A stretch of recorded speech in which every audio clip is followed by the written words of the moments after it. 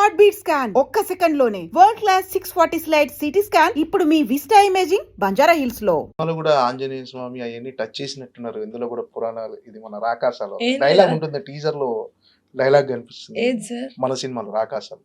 ఆంజనేయ స్వామి గురించా? ఆ, ఏం లేదా? లేదు సార్, ఓకే, అది పెద్ద ఏమో సార్.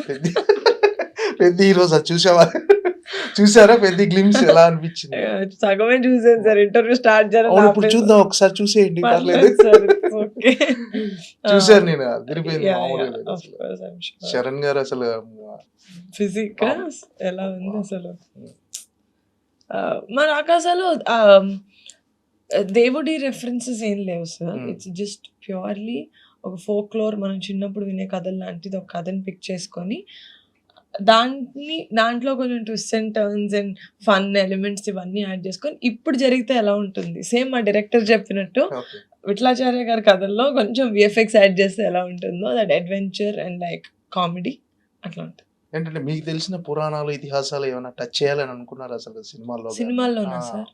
తెలిస్తే మొత్తం తెలిసిన తర్వాత చేయాలి సార్, హాఫ్ నాలెడ్జ్గా ఏది చేయకూడదు. So I really hope, maybe నాకు దేని మీద ప్రస్తుతానికి 100% ఫుల్గా తెలుసని నేను అనుకోవట్లేదు. తెలిసినప్పుడు చేస్తాను, లేకపోతే తెలిసిన వాళ్ళతో చేస్తాను. అంటే ఇప్పుడు సినిమాలో ఎక్కువ ఈ తరం పిల్లలకి చెప్పడానికి ట్రై చేస్తున్నారు. ఆ సినిమాలో చాలా సినిమాలు ఇప్పుడు పురాణాలు, ఇతిహాసాలు టచ్ చేస్తున్నారు. చాలా అసలు అద్భుతంగా. మహావతార్ అవును. నరసింహకి వచ్చిన మ్మ్. పిల్లల నుంచి ఆ క్రేజ్ ఏదైతే, ఇట్ ఫెల్ట్ వెరీ గుడ్. చూస్తున్నారు, నేర్చుకుంటున్నారు. హనుమాన్ మూవీలో, ఇందులో ఇంకా చాలా ఇలా I believe we should do that sir. First Ram Charan గారికి బర్త్డే విషెస్ చెప్పండి మన తరపున, ఐడ్రీమ్ మీడియా తరపున. సింపుల్ గా హ్యాపీ బర్త్డే చరణ్. నిన్న రామ్ చరణ్ గారి బర్త్డే వేడుక అభిమానుల సమక్షంలో చాలా ఘనంగా జరిగింది. అక్కడ మీ స్పీచ్ ఇప్పుడు వైరల్ గా మారింది సోషల్ మీడియాలో. నిహారిక కొణిదెల గారి స్పీచ్ ఇప్పుడు ట్రెండింగ్ లో ఉంది. ఏంటంటే అసలు నిజంగా మీరు అక్కడ మాట్లాడిన విధానం నిజంగా అద్భుతం. చాలా మందికి మనసు, హృదయాలకు తాకింది అది. అంటే చరణ్ యొక్క స్వభావం, చరణ్ ఒక స్త్రీలకు ఇచ్చే గౌరవం, అది మీరు మాట్లాడిన మాటల్లో తెలిసిపోయింది. ఏంటి మీకు అంటే అది ప్రిపేర్డ్, అంటే చాలా మంది ప్రిపేర్డ్ గా మాట్లాడారని కొంతమంది అనుకుంటారు, కొంతమంది హార్ట్ఫుల్ గా అప్పటికప్పుడు స్పాంటేనియస్ గా. చరణ్ గారి గురించి ఆ మనసులో ఉన్న అభిమానం అలా బయటపడిందని. నేను యాక్చువల్లీ లాస్ట్ మినిట్లో వెళ్ళాను సార్. నాకు ఈ ప్రమోషన్స్లో నేను టైం కుదరదేమో, మళ్ళీ ప్రామిస్ చేసి వెళ్ళకపోతే బాగోదని చెప్పి నేను చెప్తానండి లాస్ట్ మినిట్. సో నేను అసలు actually I was not suppose to be, అంటే కానీ టైం దొరికింది ప్రమోషన్స్ దీంట్లో. సో వెళ్ళినప్పుడు నేను జస్ట్ ఆలోచిస్తున్నాను సార్, ఇప్పుడు as an actor Charan is a great actor. నేను ఏం చెప్తాను దాని గురించి, నేను ఎలా మాట్లాడగలుగుతాను? నేను చిన్నప్పటి నుంచి చూసిన మా అన్న గురించి నేను మాట్లాడగలుగుతాను. అండ్ చూస్తాం కదా సార్, మనకి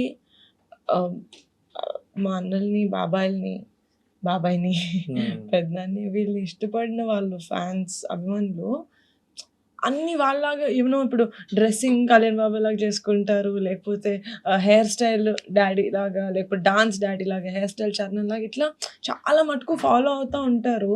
but the one thing that I feel like you should really follow Charan అన్న విషయంలో ఇస్ ఆడపిల్లల్ని ఎలా చూసుకుంటాడు అని సార్. అది నేను చిన్నప్పటి నుంచి ఐ హవ్ సీన్.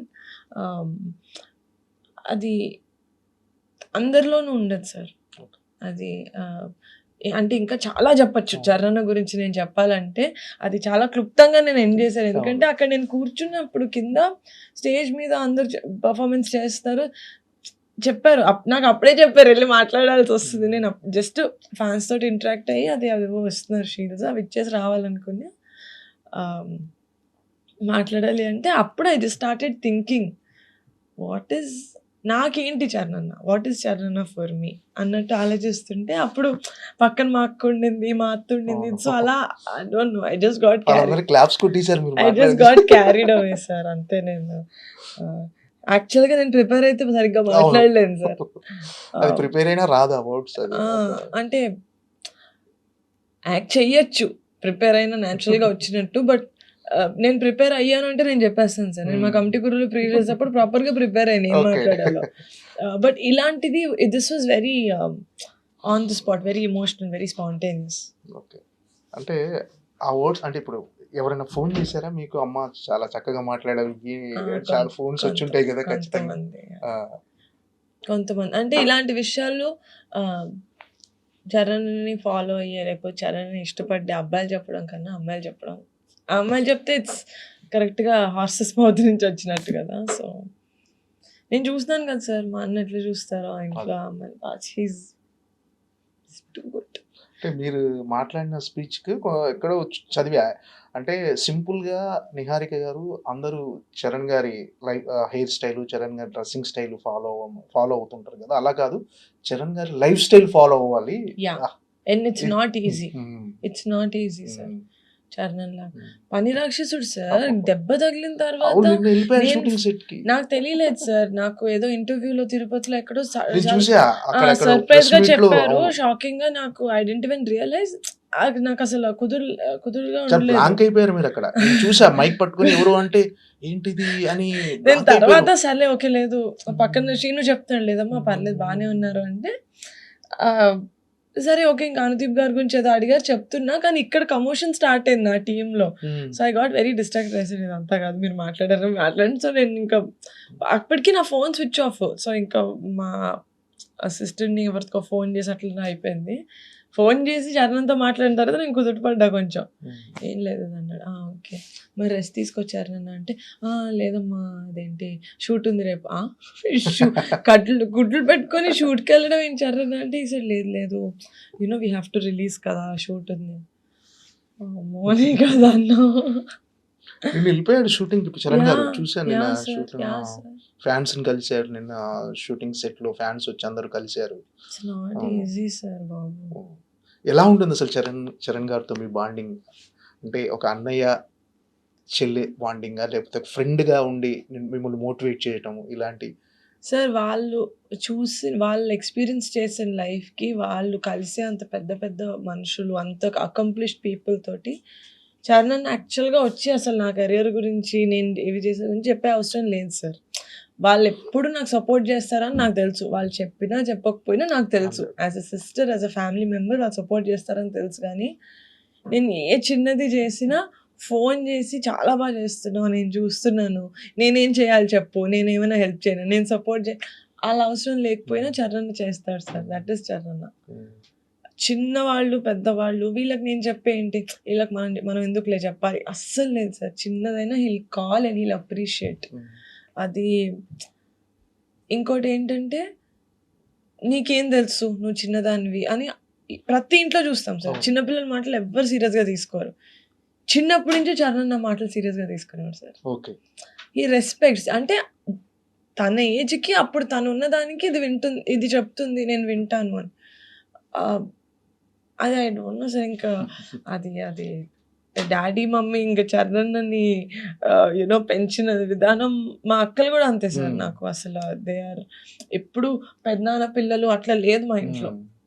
నేను డాడీని గూడా డాడీ అని ఎందుకు పిలుస్తాను అంటే చరణ్ వాళ్ళు పిలవడం స్టార్ట్ చేసినప్పుడు మా అన్న అలా పిలిచాడు. మా అన్నని చూసి నేను పిలిచా. సో ఇది జస్ట్ నేను చెప్తే మరి ఎక్కువ చెప్తున్నాను మీ అన్నయ్య గురించి డప్పు కొడుతున్నావు అనుకుంటారు కానీ నా ప్రేమే అంతే సార్. అందరితోటి ఓపెన్‌గా లవ్ చేస్తా నేను.